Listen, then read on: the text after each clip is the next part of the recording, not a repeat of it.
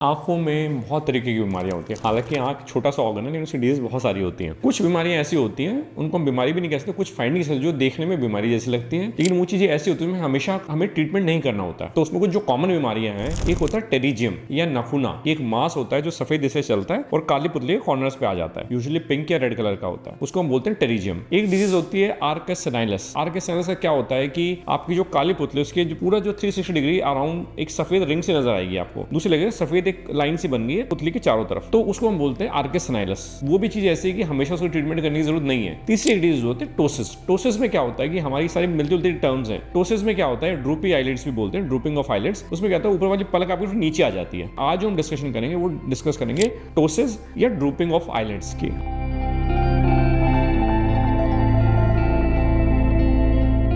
Doctor Ashwini, medical director at दृष्टि eye hospital Narela, Delhi. अब इसमें होता क्या है कि ड्रूपिंग ऑफ आईलिड्स बोल रहे हैं, तो ड्रूपिंग एक इंग्लिश का वर्ड है, इसमें समझ आता है। ड्रूपिंग मतलब थोड़ा सा नीचे हो जाना, झुक जाना। तो उसमें क्या रहता है, उसमें बहुत तरीके के रीजंस होते हैं इसमें, और कुछ केस में ट्रीटमेंट करते हैं, कुछ में ट्रीटमेंट नहीं करते। तो हम जो शुरुआत करते हैं वो शुरुआत करते हैं बच्चों में, तो उसको हम बोलते हैं कंजेनिटल टोसिस। उसमें जब बच्चा पैदा होता है या बहुत इनिशियल फ्यू मंथ्स में, बहुत लेटा होता है, हम इतना एप्रिशिएट नहीं कर पाते, लेकिन बच्चा पूरी आईज नहीं ओपन कर पाएगा, तो पेरेंट्स को लगेगा हमारे बच्चे की आई छोटी है। तो बहुत बार पेरेंट इसी कंप्लेंट के साथ लेके आते हैं बच्चों को, डॉक्टर हमारे बच्चे की आई साइड जो आंख है बहुत छोटी है। इनफैक्ट आंख छोटी नहीं होती, उनकी पलक पूरी खुल नहीं रही होती है। तो उस वजह से हमें ऐसा एक आभास देता है कि वो ऐसा हमें इंप्रेशन आता है कि आईज उनकी छोटी है। तो उसमें क्या होता है, ड्रूपिंग ऑफ आईलिड्स होती है, लिड्स उसकी पूरी नहीं खुल पा रही है और इंप्रेशन छोटी आईज का दे रहे हैं। उसको हम बोलते हैं कंजेनिटल टोसिस। कंजेनिटल मतलब जन्मजात या जन्म से ही उसको टोसिस या ड्रूपिंग ऑफ आईलिड्स है। अब ऐसे केसेस में करना क्या है, तो सबसे पहले अगर आपको कहीं भी शक होता है तो इमीडिएट डॉक्टर को डेफिनेटली दिखाएं। अब ट्रीटमेंट करना नहीं करना वो डॉक्टर डिसाइड करेंगे। अब ट्रीटमेंट कैसे डिसाइड होता है, अगर हमें ये लगता है कि उसकी जो पलक जो गिरी हुई है अगर सेंटर तक आ रही है और हमें ऐसा लगता है कि बच्चा बहुत छोटा है और हमें लगता है कि वो बता नहीं सकता है, तो वो अगर सेंटर से भी नीचे तक आ रही है, जो काली पुतली छोटी बीच में होती है उसको कवर कर रहा है, तो बहुत ज्यादा चांसेस हैं बच्चे को विजन कम हो सकता है। तो ऐसे केस में हम यंग एज में भी सर्जरी एडवाइस करते हैं। तो जब बहुत ज्यादा सीवियर टोसिस है तो उसका ट्रीटमेंट एक ही की सर्जरी। मेडिसिन इसमें कोई रोल नहीं है, हम मेडिसिन कोई नहीं देते जिससे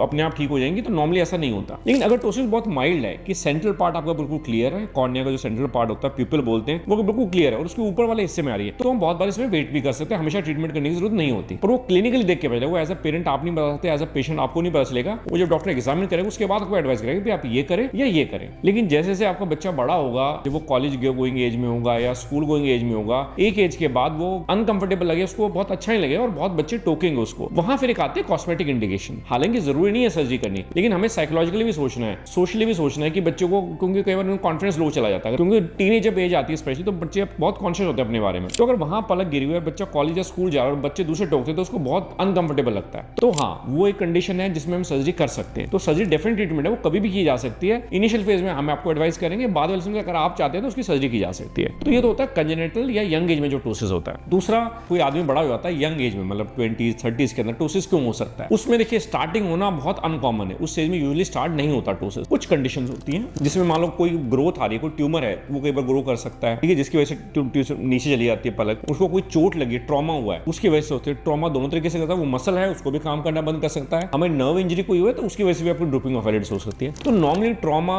या कोई कैंसर, इस तरह के रीजंस कई बार यंग एज में टोसिस को कर सकते हैं, लेकिन बहुत अनकॉमन है यंग एज में या 20s 30s में, मिड एज के अंदर स्टार्ट होना। फिर क्या होता है, सिनाइल टोसिस आते हैं। सिनाइल टोसिस का मतलब क्या होता है, सिनाइल का मतलब होता है ओल्ड एज बेसिकली। तो ओल्ड एज में जो टोसिस होता है वो क्या होता है कि हमारे मसल की वीकनेस की वजह से होता है। नर्व्स और हमारे मसल होते हैं बहुत ज्यादा वीक हो जाते हैं, पूरी बॉडी में वीक हो जाते हैं इनफैक्ट, लेकिन ये अपेरेंटली नजर आता है हमारे को। तो जो हमारा जो मसल इसको खींचने वाला होता है बहुत लूज हो जाता है, उसकी स्ट्रेंथ बहुत कम हो जाती है, पल के आपके नीचे गिर जाती है। लेकिन हाँ, कई बार कंफ्यूजन क्या रहता है, वो क्योंकि डॉक्टर कंफ्यूजन दूर कर पाएंगे, कई बार क्या होता है कईयों का फैट एक्स्ट्रा होता है, वो रियल में मसल वीक नहीं होती, उनका फैट इतना ज्यादा होता है कि वो नीचे लैग करता है, नीचे लटक रहा होता है, तो वो एक इंप्रेशन टोसिस ज्यादा देता है। लेकिन जब डॉक्टर देखेंगे तो उसको वो बता पाएंगे टोसिस है, ये ब्लेफेरोकिलेसिस बोलते हैं उसको, कि लिड्स क्या जो मांस है वो तो नीचे नहीं आ रहा है। उसमें भी हम ये बोलते हैं कि मेडिसिन का देखिए बहुत ज्यादा रोल नहीं, लेकिन कुछ मेडिसिन अभी आने लगी है, 1-2 ड्रॉप्स आती है जिसको आप डालेंगे टेम्परेली, आपकी लिड्स को कुछ mm, आधा mm 1 mm को वो थोड़ा सा ऊपर कर सकते हैं, तो हमें एक इंप्रेशन अच्छा लगता है। लेकिन वो टेम्परेरी मेजर है, जब आप ड्रॉप डेली डालते हैं तो आपको बेटर लगेगा, ड्रॉप आप छोड़ देंगे तो सेम सिचुएशन हो जाती है। तो वो कोई ट्रीटमेंट नहीं है, वो जस्ट एक हम सिम्टोमेटिकली आपको हेल्प कर रहे हैं किसी तरीके से। ट्रीटमेंट वाला पार्ट कहता है उस एज में भी ये रहता है कि ओल्ड एज में अगर टोसिस होता है और कॉस्मेटिकली आपको बुरा लग रहा है या आपकी विजन को अफेक्ट कर रहा है, तो उस एज में ट्रीटमेंट जो रहता है वो सर्जरी का ही रहता है, उसमें भी मेडिसिन का बहुत ज्यादा रोल नहीं है। लेकिन हमें ढूंढनी है पहले रीजन के हिसाब से करना है। दूसरा ये कहते हैं कि सर्जरी ऐसा नहीं कि बहुत ज्यादा टफ सर्जरी है, लेकिन इसमें कुछ प्रिकॉशंस रखने होते हैं, वो क्योंकि इसमें टांके भी लगते हैं विदाउट स्टिचेस नहीं होती है, तो टाँके सभी सर्जरीज में लगते हैं। ये लेजर से कहीं नहीं होती, मैनुअल सर्जरी होती है, आपको ध्यान, क्योंकि पेशेंट को एक इंप्रेशन आता है कि हर चीज लेजर से कर सकते हैं। ऐसा नहीं होता, इसको लेजर से नहीं किया जाता, इसको मैनुअली किया जाता है, उसमें टाँके भी लगते हैं। तो यूजुअली सेटिस्फैक्टरी रिजल्ट्स आते हैं। लेकिन हाँ, जब भी आपको टोसिस होता है डेफिनेटली अपने लोकल ऑप्थेल्मोलॉजिस्ट को चेकअप कराएं और जो वो एडवाइस करते हैं उन चीजों को फॉलो करें, तो ज्यादातर केसेस में इसमें अच्छे रिजल्ट दे पाते हैं। होपफुली टोसिस के बारे में आपको कुछ चीजें पता चली होंगी, न्यू चीजें पता चली होंगी। अगर ये चीजें जानकारी आपको अच्छी लगी तो इस वीडियो को लाइक करें, इसको शेयर भी करें जानने वालों से, इस चैनल को सब्सक्राइब करें और बेल आइकन पर प्रेस करें। Thank you.